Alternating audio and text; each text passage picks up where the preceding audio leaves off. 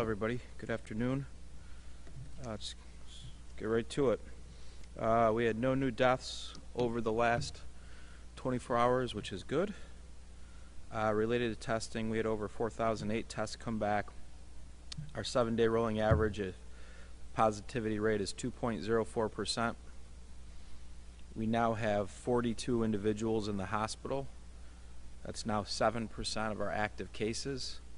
If you remember back in the beginning in the spring when we were doing this, that was a consistent trend, and it kind of leveled off a little bit when our caseloads went down so low. But 42 hospitalizations, again, we're getting into a range where we haven't been in a little while. Looking at that, 5 in the ICU, so let's keep those individuals in our thoughts and prayers. 24 Caucasian, 4 African American, 4 Asian, 1 of another race, and 9 individuals have not yet shared their demographic information with us who are in the hospital. Out of positive cases, we now have 5,782 positive cases. This is 98 new cases since yesterday. 11 of these cases were related to college and higher ed. 5 of these cases were related to K through 12. One of the things that we have seen in this process is we're trying to look and study for any trends to see if there's any specific action that can be taken.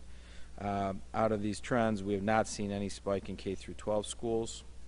For example, 5 out of the 5 cases today, I believe 4 of them cases today, that's going to probably lead to 12 new cases, at least for the community, just out of today's cases, maybe even more. So the positive with household contacts is we've already put you into a quarantine.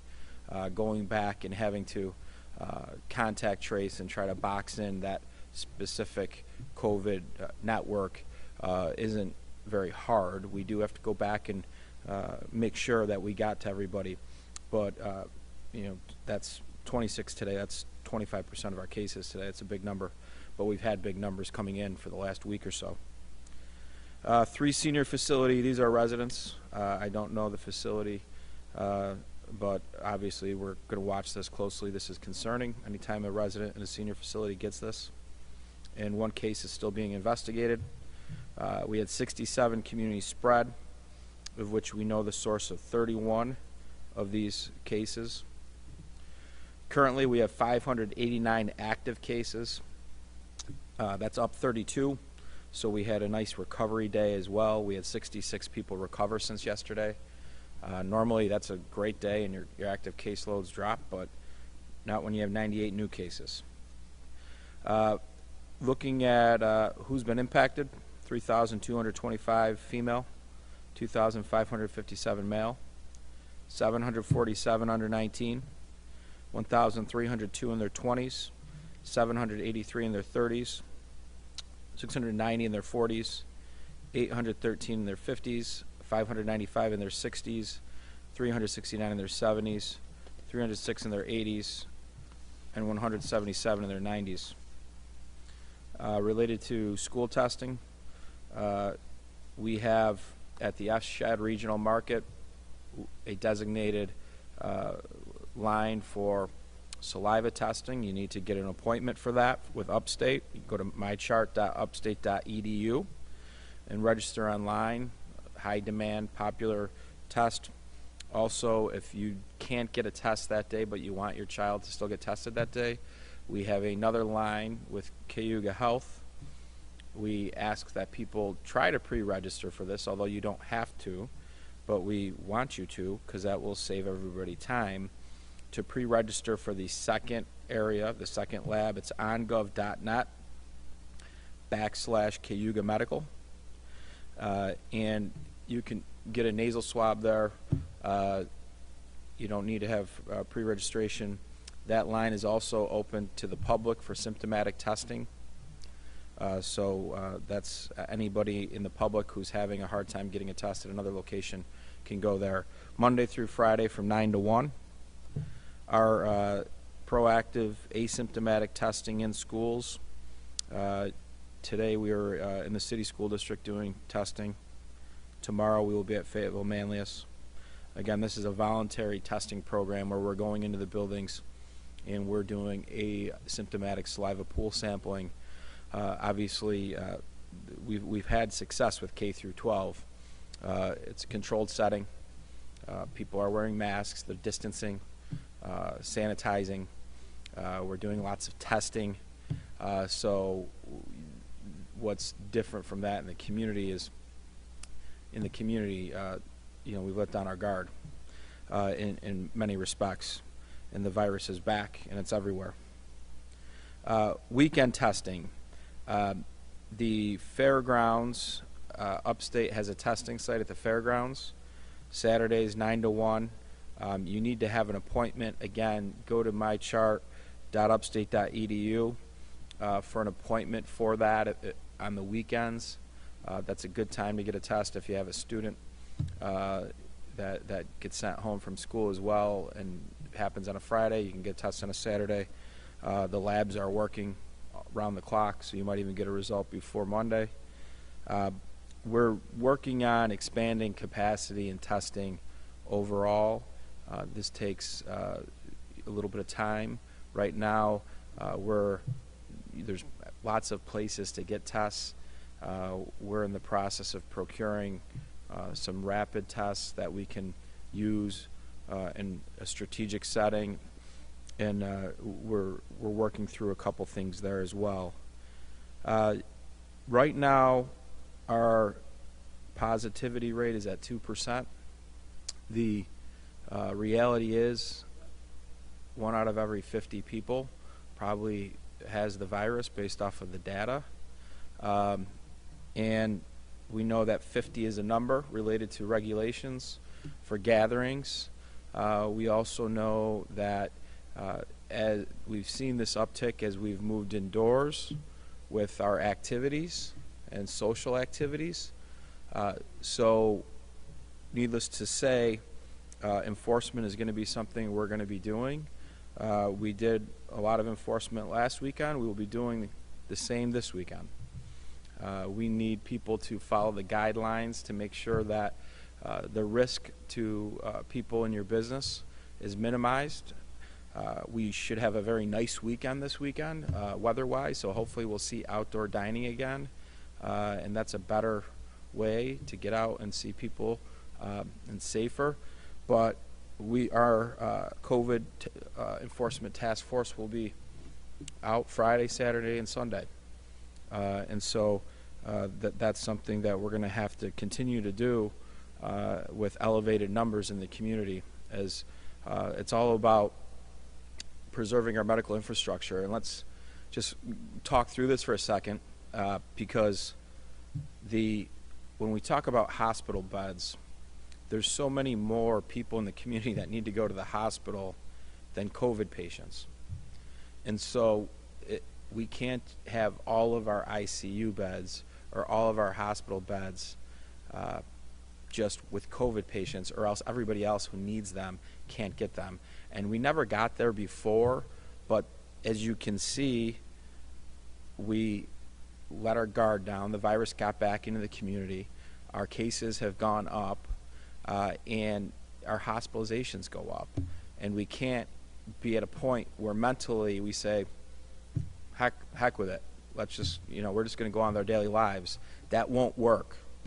And it's not going to work because our hospitalization numbers will go up, and then that will suffer, and people that that don't have COVID that need care will suffer, and eventually that will lead to restrictions.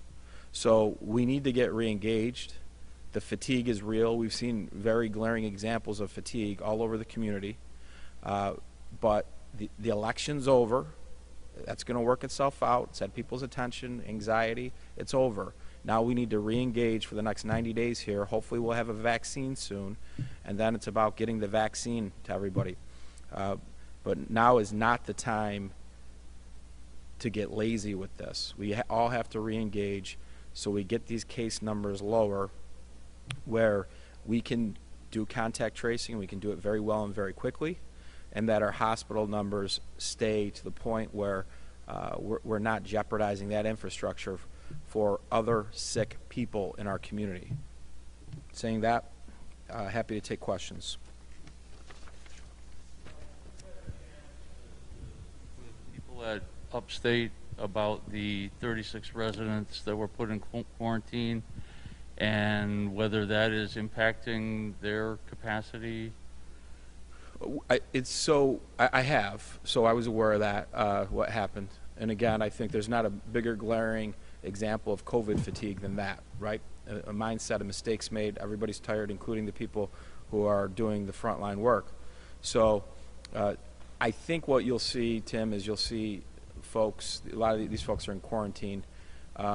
You'll see other members take on additional shifts. So I don't think in the short term it's going to have an impact. That's not what we were told.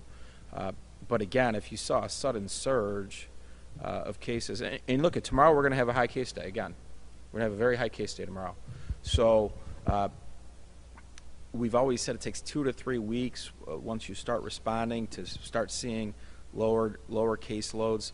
Now we're seeing I think you're seeing Columbus Day weekend going into that time period of what we were doing in the community. Now it's reflected in our cases. So I've been barking for a little bit about this, and hopefully it's going to start to have an impact.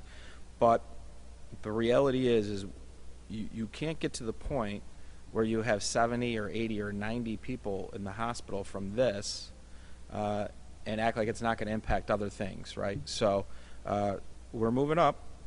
The good news about the hospitalization numbers, what we're hearing from all the hospitals, and I think you've reported well on, is the fact that the therapeutics now work better, so people are getting out quicker.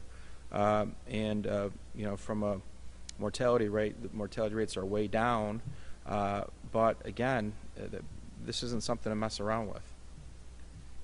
This is a level of new cases every day that you've described as unsustainable, and you're right. We have had pretty glaring examples of people still not taking it seriously. When do we reach a point where you have to do something more to get their attention? Yeah. So when you look at the positivity rate, we've always said 2% is okay, right? We were functioning at higher positivity rates. What I'm looking at right now is that hospitalization number, and when we can no longer function well treating our sick overall in the community. And then what does the data tell us? If there was something in the data right now, Tim, that if there was a decisive action I could take that would have an impact, we would do it. But because it's so broad-based spread right now, it's not 1 or 2 clusters leading to it. We need the community to respond. Maybe a couple weeks of good weather will actually help us because people will be outdoors more. We'll be able to box this thing a little bit. It won't be as indoors. In the spring, we liked cold weather because people stayed inside when we wanted them to. But now maybe we can get some nice weather, and that will help with this a little bit. But the reality is it's been a long year, and it's very, very tough, and everybody's tired. We're all very tired, but we're almost there with a vaccine. And once we get there, we just got to grind it out a little bit more, and we got to get this distributed to our vulnerable. So, we just can't give up at this point. And we got to re-engage. And hopefully now that the election's over, I know that took away a lot of focus on people, that we can kind of focus in on this so that we keep our economy going. We keep our hospitals in good shape. We keep our kids going to school in a safe environment. And we get our lives back in 2021.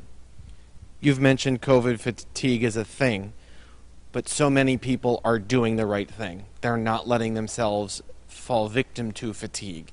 Yet you have people trained in medicine at Upstate doing as reckless of a behavior as you can do right now. How mad were you when you heard those people did these kinds of things? Yeah, so like anything, Andrew, you can be disappointed, but and you can shake your head, maybe use some different adjectives, but then you got to move on, and then realize we're all human. And so That certainly we were very surprised. It was a poor decision at a micro level. From a macro level, we've had no better partner than Upstate. So we move on. It was a mistake, and you can't do anything about it at this point except move forward and use that as a rallying call to do better, not just there, but all of us. Well, it's not even about Upstate. Of course, they've been a great partner. It's not about their handling. It's that there's people that work there that probably a few of them saw coronavirus patients on ventilators maybe not make it, and then here they are going out to party. Yeah, they let their guard down, and it's been easy to let it down until you're hanging out with somebody who's got COVID, right? Then that's what it is now. So it's not about, one point is 1 in 100, 1 in 150, 1 in 200.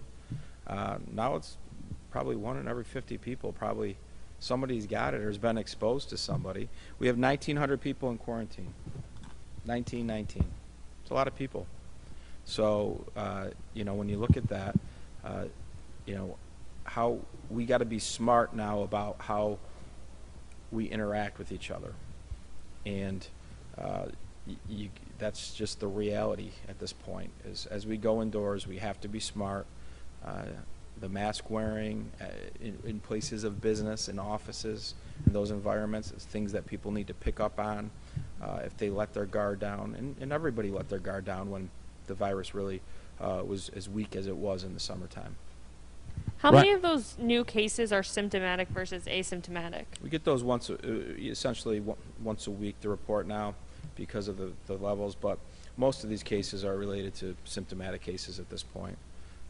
The amount of proactive testing, which finds the asymptomatic cases, not been being done as much because of the fact that it becomes a resource issue and insurance doesn't cover it. So when we look at it, sometimes when you see the asymptomatic case, it's usually with a household contact with a young one or a child that gets tested on that 6th or 7th day and they have no symptoms, but we're testing in advance to try to see if it becomes a case, and then they come back and they don't have symptoms. That's usually what your asymptomatic case is like these days. College students, again, you're in a quarantine. A lot of our college students, they get tested, they become positive asymptomatic, they're in a quarantine already.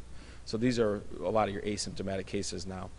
How concerned are you that there's a lot of asymptomatic people out in the community that don't know they have the virus and then spreading it, the hospitalizations go up, et cetera? Yeah, I think that's probably always been the if you look at our unknown source for community spread, I think throughout the time, part of that's always there, that's always baked in when you have this type of virus. But certainly the challenge is when you have this many cases now, you're just chasing down symptomatic cases, trying to make sure those people are doing the right thing and not spreading it. And that's really what's been driving this is if this was all people who weren't sick that didn't know it and were going on with their lives, it's kind of, that's one thing. But much of the uptick here was driven via travel, having it come back into the community, then folks who were getting sick, just moving on with their daily lives, and it's led to multiple clusters at this point. You prided yourself on the asymptomatic testing through kind of the middle of the pandemic, but that was clearly only sustainable with the insurance partnership, right? Correct. Is there any way to do asymptomatic testing sustainably without that partnership? Can the county handle it itself? No, not in a long-term situation. $100 a test. Do the math, right? So, but we will do some asymptomatic testing. We're figuring out the best way to get it done. We'll probably talk about it next week. As I think we're at a point now with the data that we have to put more resources to this to make sure that we don't get to 70, 80, or 90 hospitalizations again, because that's when there's stress on the system at that point. So as much stress that is on our workforce right now, we just moved another 20 people over to the health department to help with the process of dealing with each case. That's stressful, and that's our workforce is doing a lot of work right now. But when people are sick, you need them to get help right away. It becomes life and death at that point. So the hospitalization number is the one that we're really focused in on, and our mitigations that we're going to take is going to, be based around keeping that number in a safe, stable range. And that range is no higher than what? Yeah, I think I don't want to say exactly what. I'm going to lean on the upstate, Crouse and St. Joe's, to talk to us, and they do. But at the peak of this, we were in the 70s and 80s at points, and we weren't complete 911 at that point, but it was stressful. We were watching it. And there was no elective surgeries at that Correct. And so that's one of the things that overall, for those who are sick of this and never believed in this, or make the argument, what about the hospital rooms, what about the ICUs, who's getting sick, yada, yada, yada. If all the beds go to this, all the other things that we need to do for our public health get delayed. So get in the game. Do you know if testing is backed up at all? I know some people are saying that they can't get a test until, at least a week, and a lot of these rapid testing areas are turning people away because they're seeing such high volume. And is that affecting contact tracing at all? I haven't heard as much about people not being able to get a test. Remember, if you're sick and you get a test, you're home, or else you're breaking the law. So that's the but as cases go up around the country, your national labs are going to get backed up again. Most of the work we do that we're directly involved with are not national labs; they're local labs. But Syracuse Community Health Center and your doctor's offices all work with the national labs, or we're not as engaged with what's going on there. But our turn times with upstates are still 36 hours. If they get backed up a little bit, it might be on a day or two where they got all those SUNY tests in. They're doing a couple 100,000 a week for the SUNY system. At some point, that's going to go away, and that capacity will be our communities again. But it's not free, like anything. But our partnership with Cayuga Med is turning around pretty quick turn times as well. Again, the FSHAD's a good place to go if you need a test and you're symptomatic. Looking at the zones, I know we're not in a yellow zone or anything yet, but it really mainly looks at schools and kind of, the yellow zone, you have to test schools every week, and then if you get to orange, it's going remote. But you're saying that these are more community spread. Is there a way to kind of tailor that as a community, or? It's difficult. If there was a town or a village that we had a problem in, and that's where before, when you looked at the clusters, when the governor came up with the zones, in those examples, there was a narrative and there was an issue, and you could point to what was going on, and that's easier to go and look at mitigation and try to drive that, and it seems to be what they've done is pretty successful. They have very high rates now. I think their rates are around 2.5 to 3, which is at some point going to be the norm for everybody as we move indoors. I think the reality is we're experiencing this pressure. There's things we can do and can control. We're not going to get back to a 1% positivity rate unless we test lots of people in a day. And right now, that's not going to happen because we don't have enough sick people to make that happen. So we're at this point where we're going to have to grind it out with cases that are higher, but we can't. There's a balance. We can't just throw in the towel and say, I'm going to go have a party tonight. I'm bored. I'm going to have 50 people over. We're not going to wear masks, and we're going to be inside. You're going to have 50 new cases, and then you're going to have a bunch of new household contacts from that. So I think that's the challenge. Is now we need to re-engage with this. We need to be smart about how we're interacting with each other, especially people that aren't in your daily network that you're exposed to anyways. And we've got to grind it out. A couple of data questions. Do you know the last time it was a 2% infection rate? I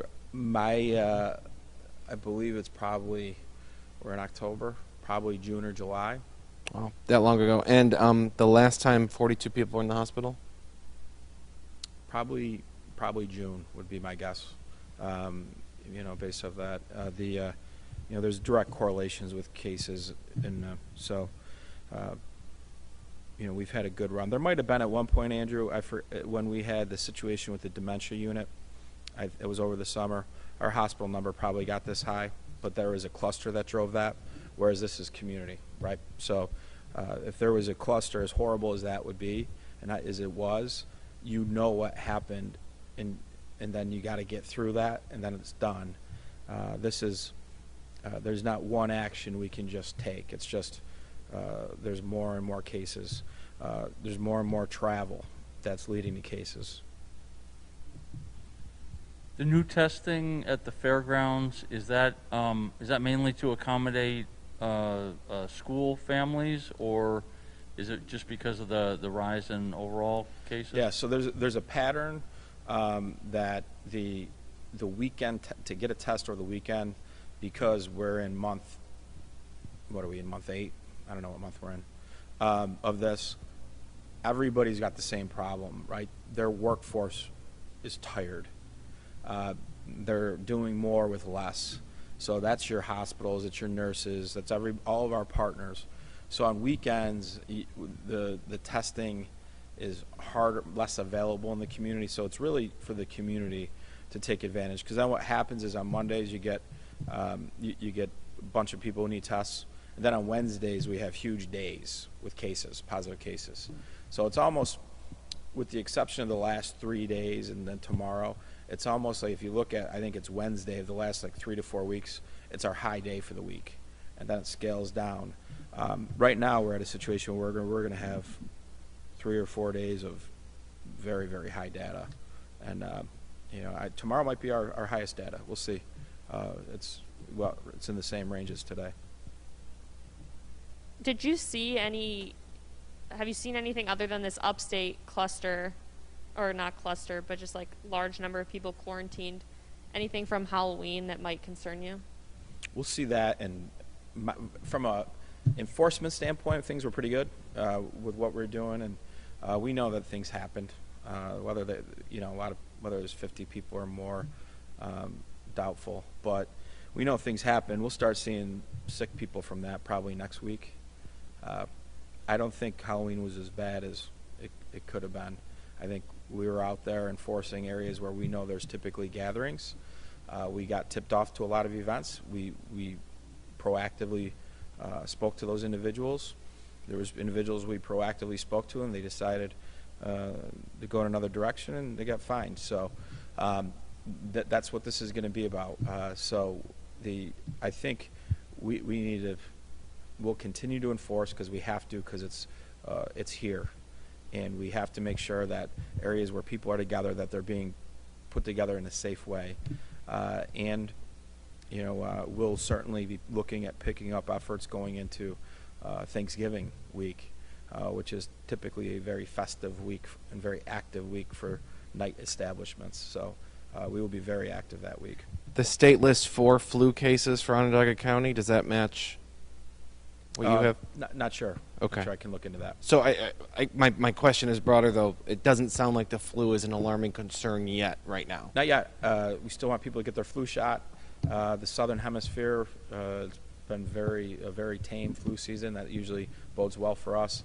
We're doing all the things well, wearing masks, washing our hands more than we ever have. That it bodes well for health all across the board. So I think we'll see a better flu situation anyways. And so far, we're off to a good start. You don't have the number because Dr. Gupta hasn't brought it to you, because it's That's not right. You problem brought it yet. to me, yeah. Yep. Ryan, is there any indication yet that the holiday party with the residents has or is becoming a cluster, or is there just the one case? My understanding is just one right now. And so, again, these things usually lead to more cases, right? So, won't surprise me if there's a handful. The 20 county employees you've moved over to health, is that for contact tracing? And intake of cases as well. So it's more than just the tracing, and we use our state partner a lot of times with that too, but intake, checking up on active cases, quarantine cases, etc. 589 active cases, 19 quarantines. So a lot of different folks to contact each day. So You mentioned the stress on the health department, but what about the stress on those people going out and enforcing either private parties or the bars and all the other businesses that kind of just need to be regulated? yeah, so from a regulation standpoint, we've had it's been a complaint-driven process to date, and whether from people complaining to us directly or complaining to the SLA, them coming to us, etc. Now we have proactive units going out based off of data where we've seen cases and complaints. So this is stepped up from a proactive standpoint. So at some point this will become an issue as well. And we have to boost up infrastructure with testing. Where we find the people is going to be an issue.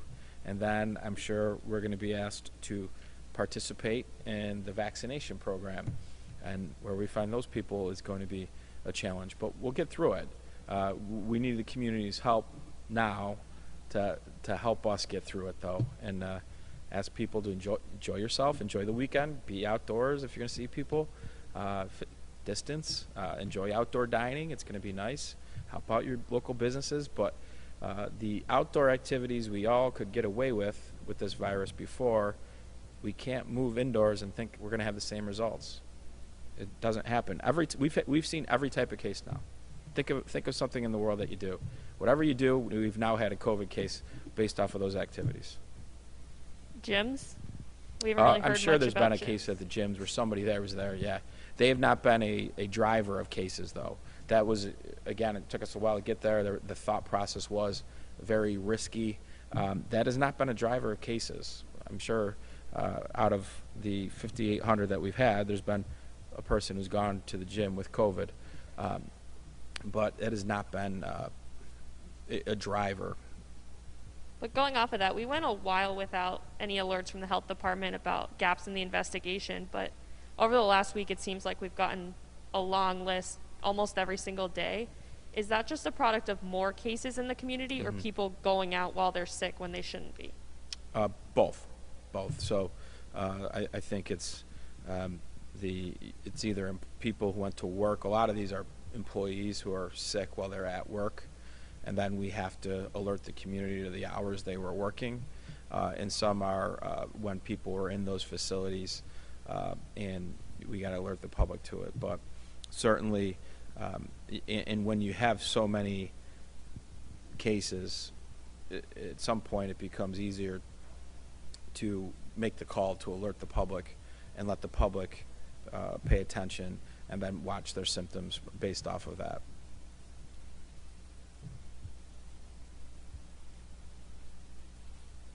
Other questions? All right, folks. We'll see you on Monday.